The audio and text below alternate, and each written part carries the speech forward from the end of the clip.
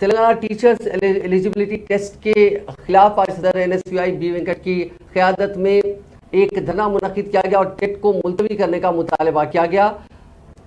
NSUI के कारकुनों ने वजीर तालीम सबिता इंदिरा रेड्डी के क़यामगाह के घेराव करने की कोशिश की, जिसे पुलिस ने नाकाम बना दिया।